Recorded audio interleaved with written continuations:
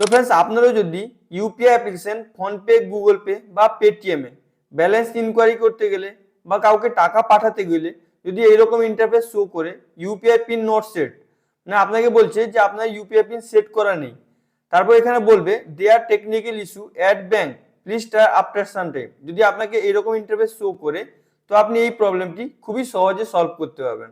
তো সলভ করার জন্য এই ভিডিওটি আপনাকে স্কিপ না করে শুরু থেকে শেষ পর্যন্ত দেখতে হবে। তো আপনার এই প্রবলেমটি যে অ্যাপ্লিকেশন হচ্ছে আপনি প্রথমে ওই অ্যাপ্লিকেশনটি ওপেন করে নেবেন।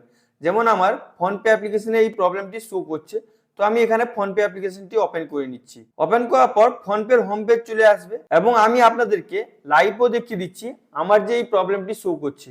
তো আমি এখানে ব্যালেন্স ইনকোয়ারিতে ক্লিক করছি। তো ক্লিক করার পর আপনার ফোনপে গুগল পে বা পেটিএম এ যতগুলো ব্যাংক অ্যাকাউন্ট অ্যাড করা আছে সব ব্যাংক অ্যাকাউন্টগুলো এখানে দেখাবে। তো আমার এই ব্যাংক অ্যাকাউন্টে এই প্রবলেমটি শো করছে, তো আমি এখানে ক্লিক করে দিচ্ছি। ক্লিক করার পর আমি এখানে ইউপিআই পিন দিচ্ছি। ইউপিআই পিন দেওয়ার পর এখানে চেকে ক্লিক করবেন। তো ক্লিক করার পর আপনি এখানে দেখতে পাচ্ছেন আমাকে সেম ইন্টারফেস দেখাচ্ছে। তো এই প্রবলেমটি আমি সলভ করব। সলভ করার জন্য আপনি এখানে ডান করে দেবেন। ডান করে দেওয়ার পর এটাকে ব্যাক করে আবার হোম পেজে চলে আসবেন। আসার পর আপনি এখানে যে দেখতে পাচ্ছেন প্রোফাইলের আইকন আছে, আপনি এখানে ক্লিক করে দেবেন। তো ক্লিক করে দেওয়ার পর আপনার কাছে এরকম ইন্টারফেস চলে আসবে। এখানে আপনার প্রোফাইল পিকচার দেখাবে, এখানে আপনার ফোনপেতে যে নামটি আছে ও নাম দেখাবে এবং এখানে মোবাইল নাম্বার দেখাবে। এই কিউআর কোডটি আপনাকে যে শো করছে না, আপনার ফোনেও এই কিউআর কোড শো করবে। যে ব্যাংক অ্যাকাউন্টে আপনার ডিফল্ট করা থাকবে ওই ব্যাংক অ্যাকাউন্টে কিউআর কোড শো করবে। এখানে এই কিউআর কোডটি শো করিয়ে আপনি পেমেন্ট অ্যাকসেপ্ট করতে পারবেন। এবার আপনার যে প্রবলেমটি শো করছে ওই প্রবলেমটি সলভ করার জন্য এখানে দেখতে পাচ্ছেন ম্যানেজ পেমেন্টের অপশন আছে, তো আপনি এখানে ক্লিক করে দেবেন। হালকা স্ক্রলিং করে নিচের দিকে চলে আসবেন। আসার পর এখানে দেখতে পাচ্ছেন ব্যাংক অ্যাকাউন্টস এর অপশন আছে, তো আপনি এখানে ক্লিক করে দেবেন। এবার আপনার যতগুলো ব্যাংক অ্যাকাউন্ট অ্যাড করা আছে সবগুলো ব্যাংক অ্যাকাউন্ট এখানে আপনাকে দেখাবে। তো আপনার যে ব্যাংক অ্যাকাউন্টে এই প্রবলেমটি শো করছে ওই ব্যাংক অ্যাকাউন্টে ক্লিক করবেন। যেমন আমার এখানে নিচে এই এইচডিএফসি ব্যাংক অ্যাকাউন্টে প্রবলেমটি শো করছে, তো আমি এই ব্যাংক অ্যাকাউন্টে ক্লিক করে দিচ্ছি। ক্লিক করে দেওয়ার পর আপনার ব্যাংকের ডিটেলস দেখাবে, এটাকে আপনি ভালো করে দেখে নেবেন। এবার আপনাকে কি করতে হবে, আপনাকে করতে হবে আপনার পিনটিকে রিসেট করতে হবে। রিসেট করার জন্য এখানে দেখতে পাচ্ছেন রিসেটের অপশন আছে, তো আপনি এই অপশনে ক্লিক করে দেবেন। আপনার কাছে এরকম ইন্টারফেস চলে আসবে। এখানে আপনার ব্যাংক অ্যাকাউন্টের লাস্ট 4টা নাম্বার দেখাবে। আপনি আপনার আধার কার্ড দিয়েও আপনি এখানে ইউপিআই পিনটি রিসেট করতে পারবেন।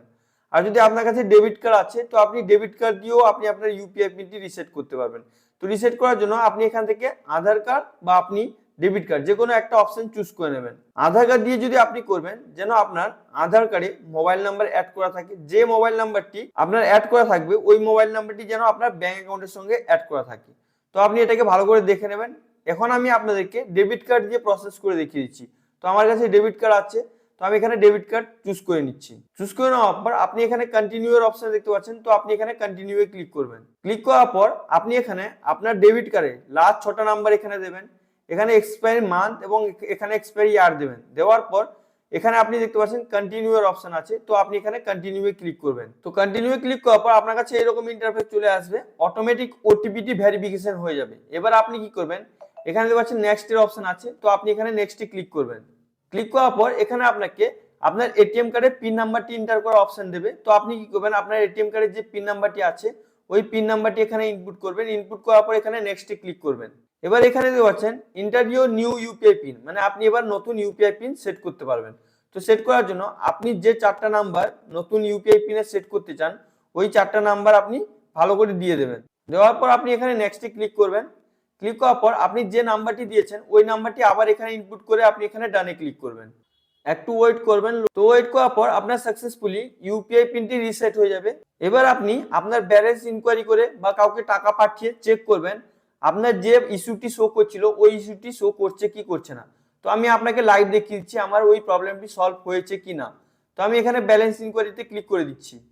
তো এবার আপনি যে পিনটি সেট করেছেন ওই পিনটি এখানে দেবেন। দেওয়ার পর এখানে চেকে ক্লিক করবেন। তো আপনি এখানে দেখতে পাচ্ছেন আমার अवेलेबल ব্যালেন্স দেখাচ্ছে, এখানে সাকসেসফুলি আমার ব্যালেন্স চেক হয়ে গেছে। তো এই প্রসেসে আপনি খুবই সহজে আপনার যদি ইউপিআই পিনে সেট করতে বলে বা আপনার ইউপিআই এর মাধ্যমে কাউকে টাকা পাঠাতে পারছেন না, এগুলো প্রবলেম টেকনিক্যাল ইস্যু শো করে, তাহলে এই প্রসেসে আপনি খুবই সহজে আপনার প্রবলেমটি সলভ করতে পারবেন। আই হোপ ভিডিওটি আপনাকে খুবই ভালো লেগেছে। যদি আপনাকে ভিডিওটি ভালো লেগে থাকে লাইক করুন, সাবস্ক্রাইব করুন, নিজের বন্ধুদেরকে বেশি বেশি করে শেয়ার করুন।